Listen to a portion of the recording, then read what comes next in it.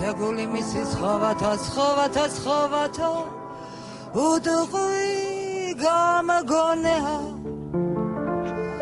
მე არ ვიცი რატომ არც შენი ცირათა ჩემო მაგანო დოდო გუგეშაშვილი დაიბადა და გაიზარდა ოჯახში, სადაც მთავარი იყო ეროვნული სულისკვეთება, სადაც საქართველო იყო უპირველეს ყოვლისა და ასე გავიზარდეთ მე და ჩემი ძმა და ძალიან დიდი როლი შეასრულა პიროვნების ჩამოყალიბებაში ოჯახში მშობლებმა და სკოლაში პედაგოგებმა, რამე თუ მე მყავდა უმაღლესი რანგის პედაგოგები. ვიყავი ეროვნულ-დემოკრატიული პარტიის წევრი და მე უკვე დაიწყო ომი აფხაზეთში. ჩვენ ჩავფრინდით გაგრაში და უკვე გაგრძელდა მე ჩემი გზა ფრონტის ხაზზე. როდესაც მე და ჩემი ძმა ორთავე ვიბრძოდით, დედაჩემი დაბრმავდა ნერვიულობისაგან. ყოველთვის ფიქრობდა, რომ ორთავე დავბრუნდებოდით ან არც ერთი. მე მომიწია სრულად გავლა ეკალბარდების და არა ეკალვარდების გზის.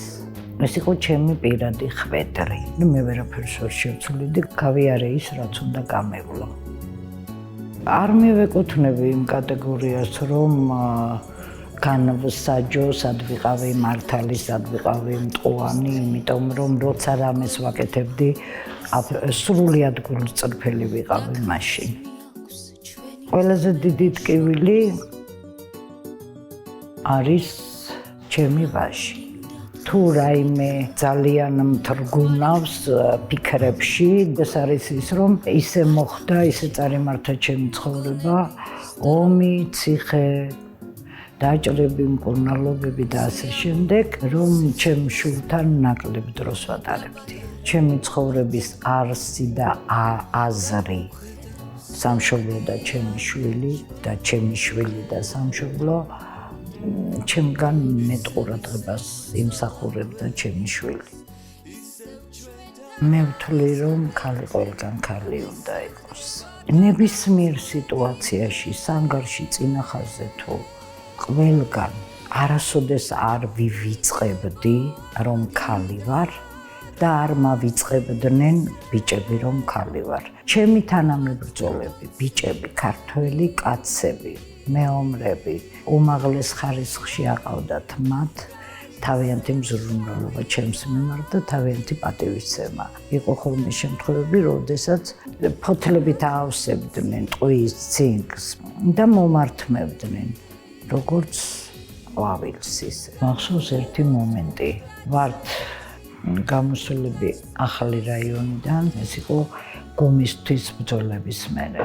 და მე ჩემს პაწაწკუნა სარკეში რო ჩავიხედე, ვარცხნილობა მოუწესრიგებელი მქონდა თავზე დაცვენილი მტვერის გამო. ბიჭებმა მათარაში გაათბეს წყალი და საკუთარი ხელით ჩამომაცილეს ის სანგრის ტალახით მებიდან და როდესაც ჩემს ეს პატარა გულჯიბეში მქონდა ეს პატარა სარკე, რომ ჩავიხედე, ახალი ენერგიით აღვივსე და მივხვდი, რომ კიდევ რაღაცა ახალი დაიბადა ჩემში. და ეს რაღაც ახალი ჩემში იყო საკუთარი თავისადმი რწმენის კიდევ უფრო გაძლიერება, როდესაც მე ასე თუ ისე მოწესრიგებულმა დავინახე საკუთარი თავი. როდესაც უფალმა შექმნა ქართველი, შექმნა იმისთვის, რომ სამყარო გაელამაზებინა.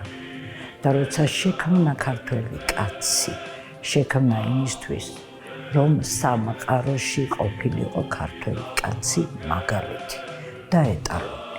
როდესაც მე ჩვენს ბიჭებს უყურებდი, როგორ იბრძოდნენ სამშობლოსთვის, მე ჩვენს დაჭრილებს ხედავდი, როგორ იბრძოდნენ დაჭრილი, განადგურებული ფიზიკურად, მაგრამ არასულიერად. როდესაც მე ხედავდი, როგორი შემართება იყო, ხედავდი თავგანწირვას და მე ერთ მაგალითს მოგიყვებით. იყო ასეთი ჯამბულ გერლიანი. ქეთევანა კოჩარას ბრძოლების დროს ჯამბულ გერლიანი დაჭრილი უგრძნობ მდგომარეობაში გადაიყვანეს ტყვარჩელში. მოასულიერეს, გამოიყვანეს სამოქალაქო ტყვეების წინ და უთხრეს, თუ შეაგინებდა საქართველოს, მაშინ მას სიცოცხლე შეუნარჩუნებდნენ. ჯამბულ გერლიანს ყავდა სახლში დატოვებული ასაკოვანი დედა, ორსული მეუღლე. და ჯამბულ გერლიანს არ იყო ყმანია, არ გადაუფასებია თავისი ცხოვრება, მან დაიძახა საქართველოს გაუმარჯოს. ასე განმეორდა სამჯერ და მას მოხერხეს ყოველ ჯერზე ან ერთი ფეხი, ან ერთი ხელი, ან ორთავე ერთად. ბიჭი აკუწეს პრაქტიკულად, დახერხეს. და ჩვენ ეს გავიგეთ, როდესაც სამოქალაქო ტყვეები გამოვიხსენით, ასაკოვანი ადამიანები მოვიდნენ, მოგვიყვნენ ჯამბულ გერლიანის გმირობას. და მისი ბოლო ამოძახილიო. და მე ალბათ ახლაც მესმის იმ კაცის სიტყვები. საქართველოს გაუმარჯოს ბიჭებო და დედის მუცელში თბილად ჯერ არ დაბადებულ შვილს ალბათ გააგონა. საქართველოს გაუმარჯოს შვილო. ამისი დავიწყება. არ მოხდება არასოდეს.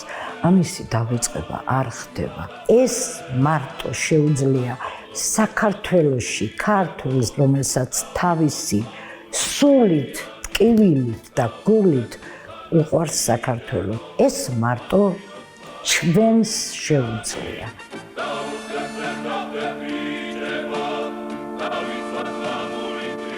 ჩვენ შეიძლება მაგ დროს არც ვიყოთ, მაგრამ საქართველო გაბწყინდება, დარწმუნებული ვარ, მე მწამს ღმერთსა და ადამიანს შორის არის სამშობლო. სამშობლო ჩვენთვის, ქართველებისთვის არის ღმერთი, არის ადამიანი, არის ერთგულება, რასაც ქვია სამშობლო. გამარჯვება არის ადამიანში, პიროვნებაში, საკუთარი უარყოფითი თვისებების მიჩქმალვა სადღაც კუნჭულში მიგდება და გაცილებით მყარად, ტკივილით გააგრძელო ცხოვრება.